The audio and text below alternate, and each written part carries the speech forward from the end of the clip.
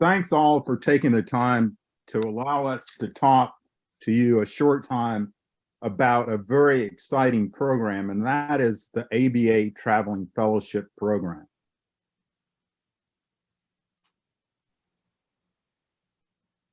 We have 3 people who've been very involved in the program. 2 of them have been recipients of the ABA Traveling Fellowship Award, and 1 is a surgeon and host of one of the participants.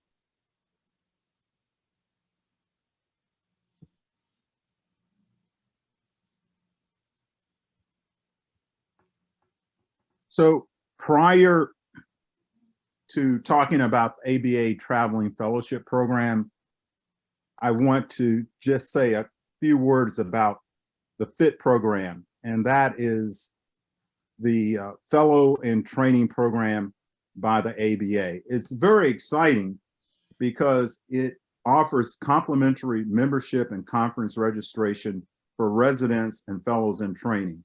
And that is not only for burn fellows, but also residents. And I think those of you who are not in burn centers, feel free to tell other residents in your training program about this opportunity, because it helps to advance your career, especially if you're interested in burn care, wound care.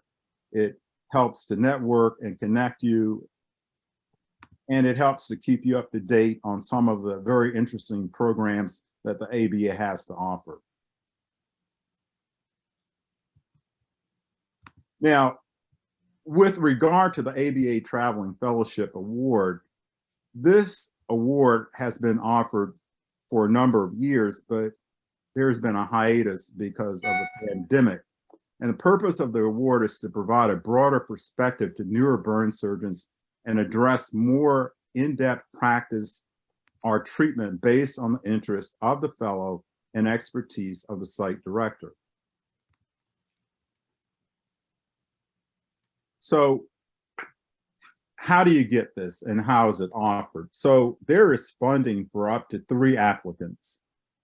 This provides for 1 week of travel, which should be completed by November 23rd, and the applicant can choose 1 to 2 sites.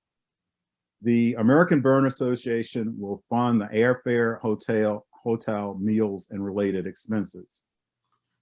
The awardees arrange travel and determine fellowship structure with the burn center, as you will hear, and the ABA can provide introduction to the site director as necessary. All applicants must be a current ABA member. You must be board certified or eligible in the US or Canada, and should have completed a burn fellowship. To complete the application form, you will need the following documentation: a brief personal statement, a letter of recommendation from your fellowship training director, a copy of your CV, and your budgeted expense, which includes the estimates of airfare, lodging, ground transportation, and your meals. So to apply, visit the www.ameriburn.org/awards, and then locate the Traveling Fellowship Awards section, complete and submit the application form.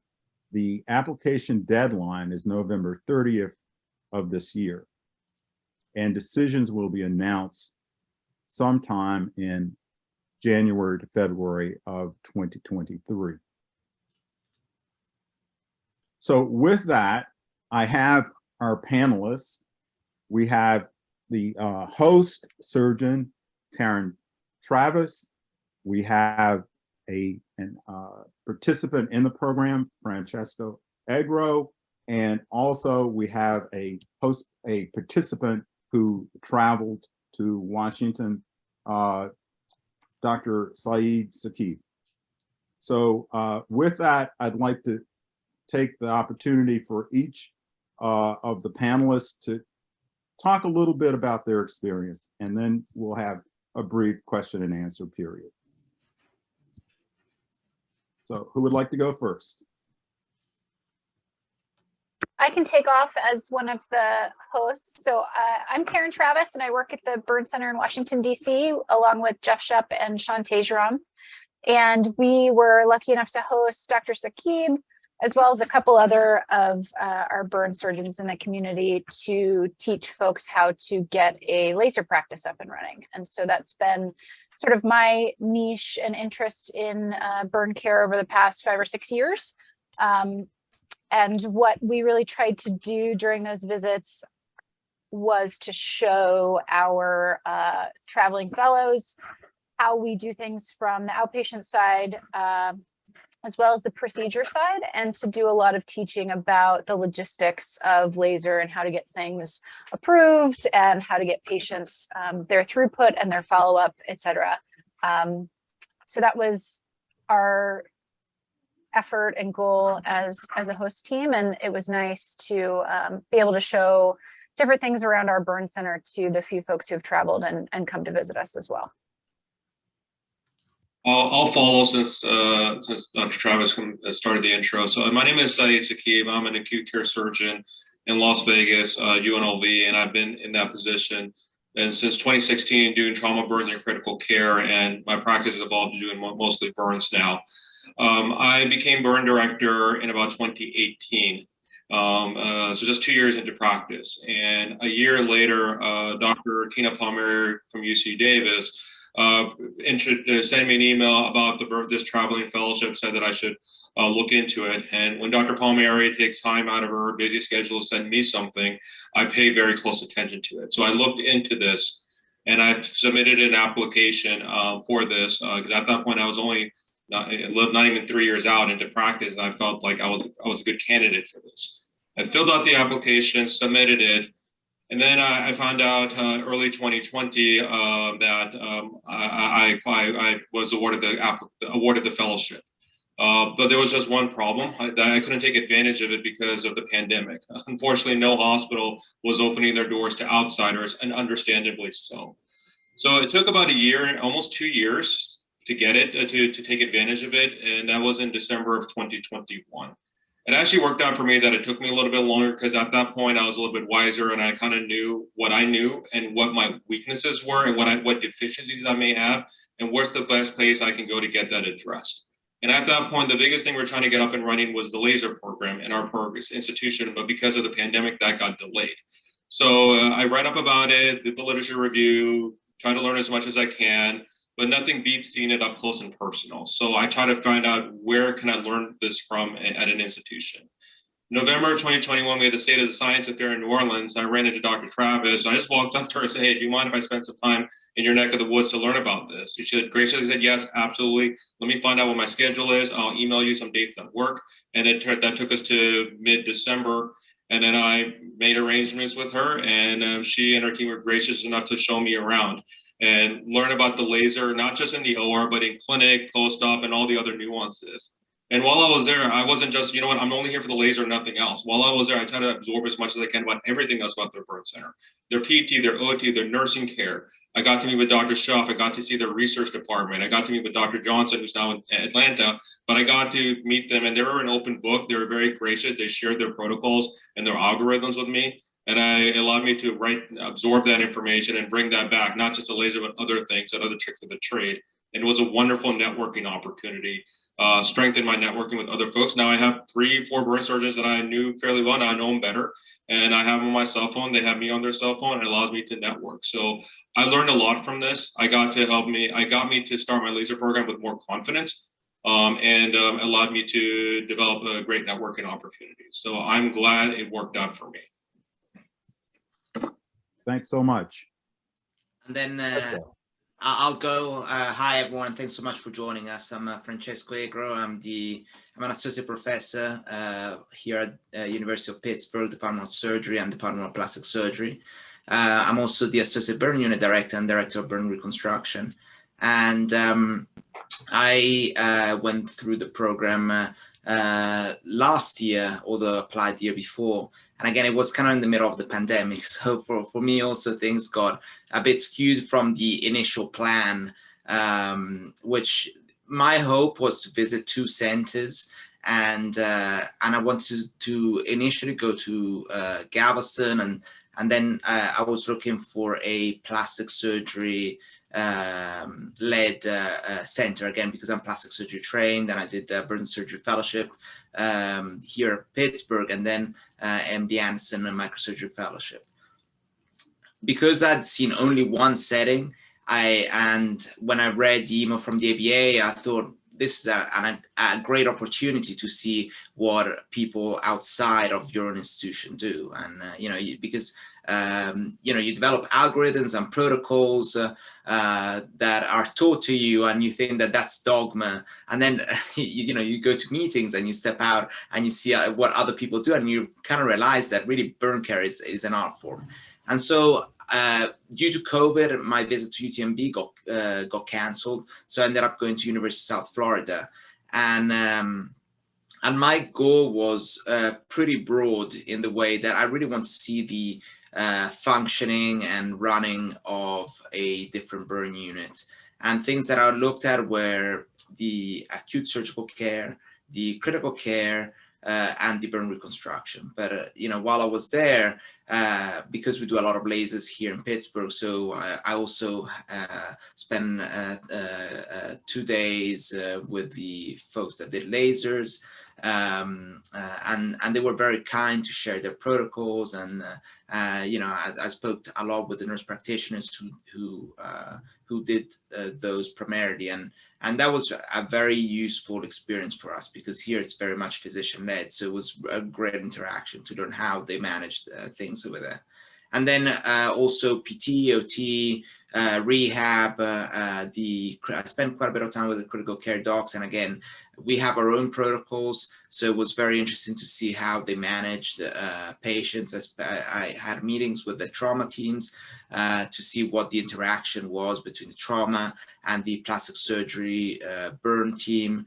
And then I had meetings with nursing staff, and to kind of see how to optimize the hydrotherapy and the dressing changes, and also physician assistants. Kind of our team here, it's very much a PA-led team rather than resident team, and so it was kind of interesting to see the dynamics over there, where they had PGY2s running the burn service. And then finally, I spent some time in the outpatient setting as well.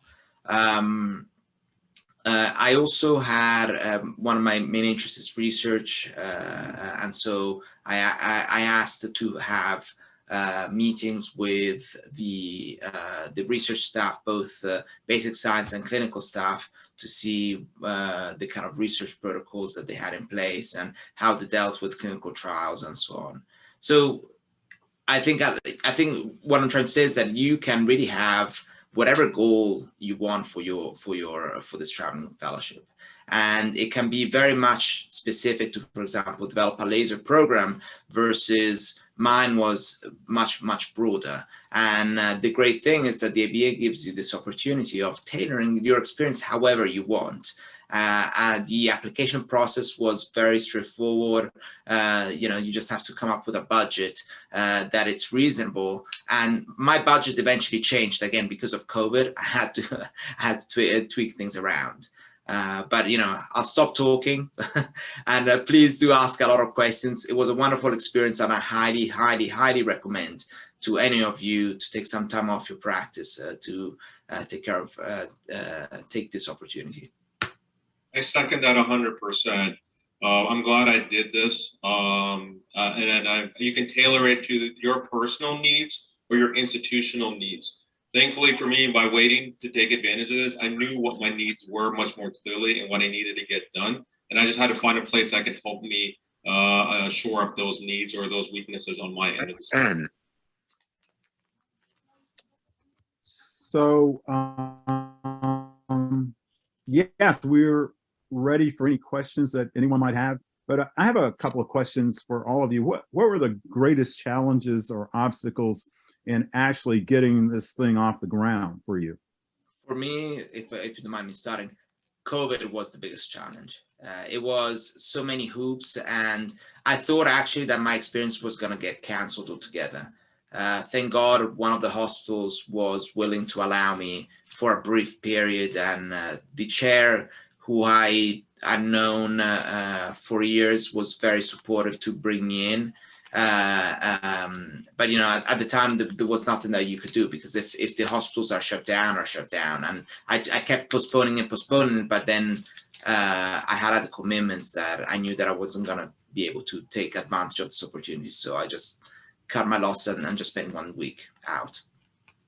Same. My challenge was the pandemic. Again, I was awarded this late 2019, early 2020, but then I didn't get to take advantage of it until almost 2 years later because of the pandemic. No hospital was allowing outsiders, so which was understandable.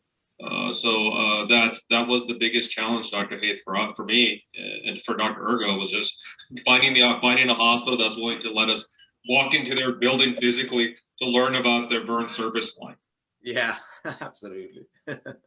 So how about on your end, Taryn, to bring a person in who already has a degree? I've had a lot of trouble with people who had a degree as opposed to, say, a college student or a high school student who just wanted to shadow. I had to go through a lot of hoops to get them credentialed to come in.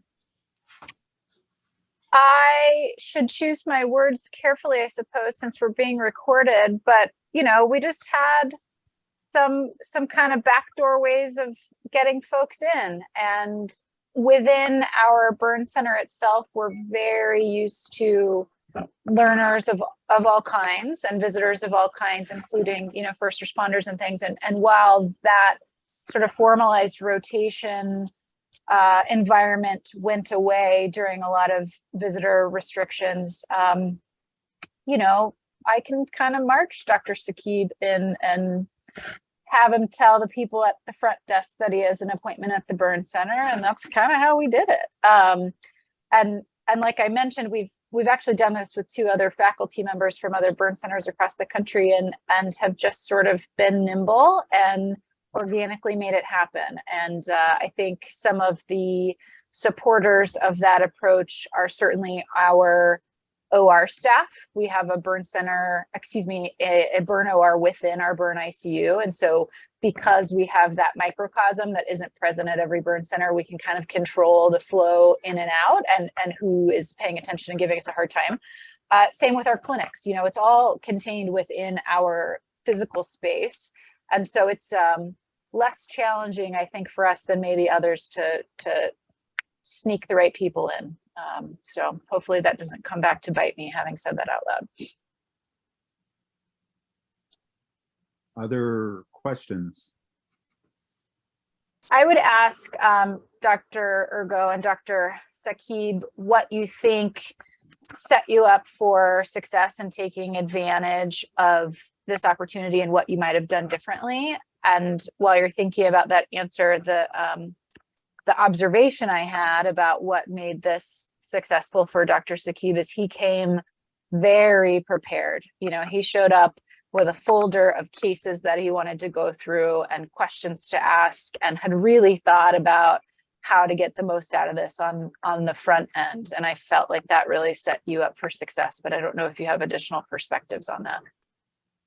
So like for me, like I knew what I needed to get out of this. Like I had a focus. Like my focus was to learn about lasers more than anything else. That was my primary goal. I had again, I've been taking 2 years to get the program up and running because of the pandemic. So I had already accrued a couple of patients that I knew would be good candidates. So I had an agenda that I needed to learn about laser, and that's why I had those cases with you. Just you were nice enough to share your expertise with me. I think it was about the preparation. And while I was there, I wasn't just there for the lasers. While that was my primary focus, I said, while I'm here, learn everything else about what you guys do and try to make that allow me to become a better burn director. So I know you guys were very gracious. You showed me around to Dr. Schaub, Dr. Moffitt, everybody else, just so I can learn as much as I can about all the different things that you guys do very well. So I think it was just about preparation and knowing what I needed, what I wanted to get out of it. Once I had that in my mind, then I could make the proper preparation arrangements. Yeah, I agree that I think the key to get most out of this experience is planning. And so you really have to think about what you want to get out of, and just communicate it to the burn unit directors ahead of time. So I had conversations, a lot of email exchanges. I had specific requests of planning meetings with certain people. And then at each point I had set questions that I wanted to ask, and that I got the answers for, and I took so many notes and took so many photos of of all various aspects of burn care. And the things that I wish that I had more was the flexibility in terms of because I was also hoping to get more burn reconstruction and or acute burn cases and so on. And I think if you had that flexibility of really timing it with certain cases, I think I would have gained even more. But it is what it is. And again, due to COVID times, I was very restricted. So what is interesting, I think this helps to break down silos, because we're all from various training programs, and you can almost tell who's from a given training program.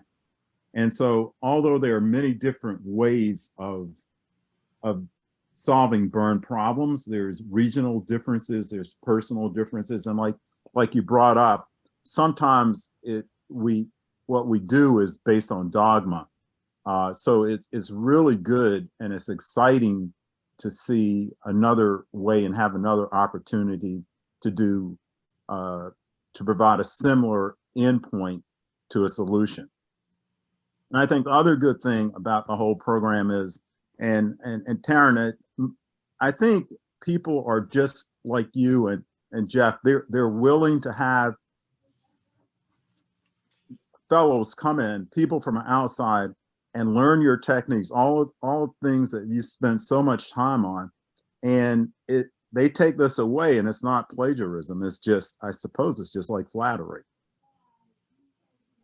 Yeah, something that I've always loved about burn care is that there aren't that many of us, and so it sort of lends itself to the rising tide lifting all boats, right? And so for laser in particular, that sort of niche that I love so much, I think the more that we expand that technology and make it standard of care for burn patients, the less we're going to encounter authorization challenges and folks who don't believe in that being beneficial for our patients. And so I love having people come visit us and giving them the notes that I send to insurance companies and how I create my clinic documentation to make it most successful. And so I think that burn is unique because I'm not fighting with the surgeon down the street who's trying to get inguinal hernia business. I'm not really fighting with anybody because the next nearest burn center is pretty far away and enough people need help. And so I think that that's sort of a special thing that we have as burn care providers, that we can help each other out and not really hurt ourselves. Thanks, Taryn. I just got a question from Dr. Danielle Hashmi. And is there a list available of sites which have hosted a traveling fellow and are already familiar with possible obstacles for credentialing? Laura, if you want to, you can answer that from a central office. But I can say in general, there is a list of the previous participants in the program, and they all have written a brief summary of their experiences. I guess that's right, Francesco and Saeed. Yeah. Well, I can say this much. I didn't have to do any credentialing because I didn't touch a patient. I didn't examine a patient. I was there basically shadowing and observing. And that was my experience. So that way I wasn't involved in patient care or making any decisions or anything like that. I'm there to watch, observe, listen, and ask my questions of the doctors after the fact and say, hey, what's your thought process on this or that? So by doing that, it keeps it cleaner and it makes this process a lot easier to do. And again, to try to Travis's point, it all worked out. And again, they allowed me to observe and ask questions after the fact. Yeah, I agree. Same thing for me was an observership, and I think that's what I would do. I wouldn't plan to make it into a hands-on clinical fellowship, but really a way of being there, being able to ask as many questions as you can. Also because that gives you the freedom of just writing down things as they tell you, because otherwise you'll forget it. You're gonna spend a week just asking questions. I'm sure that you're gonna forget stuff. And so it wasn't bad to get access to the hospital. And in terms of the list, I mean, someone asked about the list of hospitals. What I would say personally is think about which center you would want to visit, and either reach out to them directly or have the ABA make an introduction, because it doesn't, each of us had different goals and want to go to different places. We have different training backgrounds. While maybe I did a lot of lasers during my training, say maybe didn't, and so you might be looking for different things. And if you want to talk to us individually, then we're very happy to also be contacted. So here's another question with regard to the budget from Dr. Senthil Kumar. So it's flexible, it's reasonable, somewhere between $3,000 and $5,000, which would be appropriate for a week. Yeah, I applied for the Ritz-Carlton, but for some reason the ABA didn't quite accept my request of $100,000 budget. But they're good. It's Like business first class, but they declined. Yeah, exactly. God, I had to fly Spirit. Can you believe it? The budget is reasonable, and I was able to get comfortable, safe accommodations, hotel and travel, and the amount that they allot is more than reasonable to meet your needs for travel and other expenses. I agree. I was joking, but really, I think mine was between 3,000 and 4,000. I can't remember the exact amount, but it's plenty for whatever you need. It's a fair budget. So another question is, did you have your site chosen prior to your application to base your budget, or did you apply with several sites in mind and made arrangements after you were selected for the fellowship? I didn't have a site in mind. I just applied, and then I figured I'd figure out what I really want to get out of it after the fact. I mean, I had some ideas, but nothing was it wasn't very concrete until, again, 2 years later, when I was able to take advantage, and I knew I was 2 years wiser, and I realized what I'm good at and what I need to get better at. And then once I knew what I need to shore up, find a site, a facility that can help me address those deficiencies on my end. So that's the way I approached this fellowship, identifying the needs of me personally and my institution, and what facility can help me bridge that gap. I had in my budget, I had already included flights for the 2 selected sites that I want to go to. So everything was already budgeted, and I already looked at airfare and so on. I had to revise my budget once COVID hit, and basically adjusted because I ended up going to just one side. Do you think there's a best time in your early part of your career that you would do something like this? Would it be the first year, or more like after 2 or 3 years? I personally think earlier. The earlier the better, because I think you come out of training, you feel that there's certain things that you want to see. Or actually, let me take that back. If you already know where you're gonna end up working and you've finished your training, I think that would be a good transition point. But if you don't know yet where you're gonna go or what the institution that you're gonna be practicing in, then maybe wait a few years. We've done this with 3 people now. One was first year out of training. One was more like 5 or 6 years out. And then sort of the middle of the road was Dr. Sakib, who's on the panel with us here. And my perception, at least, is that Dr. Sakib got the most out of it. that it's probably a soft call. Like I think everyone felt like they had some success and went home with really useful stuff. But I think that sweet spot that he was speaking about, where he sort of knew what he didn't know and what he needed to solve in terms of problems, wasn't quite apparent to our younger visitor. And I think our older in training years, I don't know about biologic years, visitor maybe had some of that stuff worked out already. So I sort of feel like Dr. Sakib's was the sweet spot for us and the experience that we were able to grant.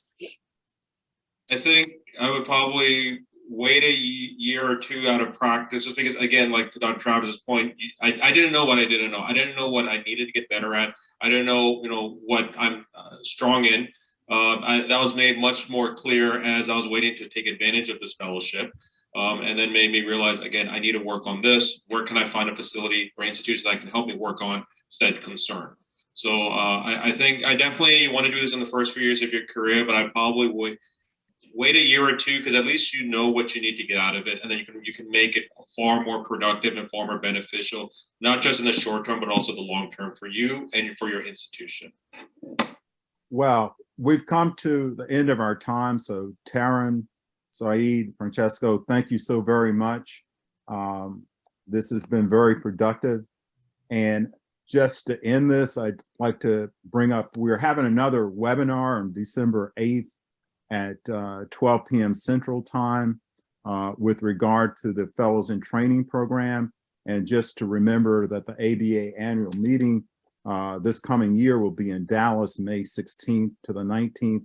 And you can go to my.marybyrne.org/events to look at more details for these webinars and conferences. And thank you to our sponsor, which is supported by Integra Life Sciences.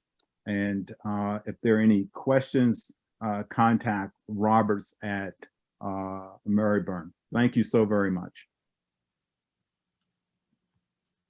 Bye, thank you. Thanks. Thank you all. Have a wonderful day. Bye.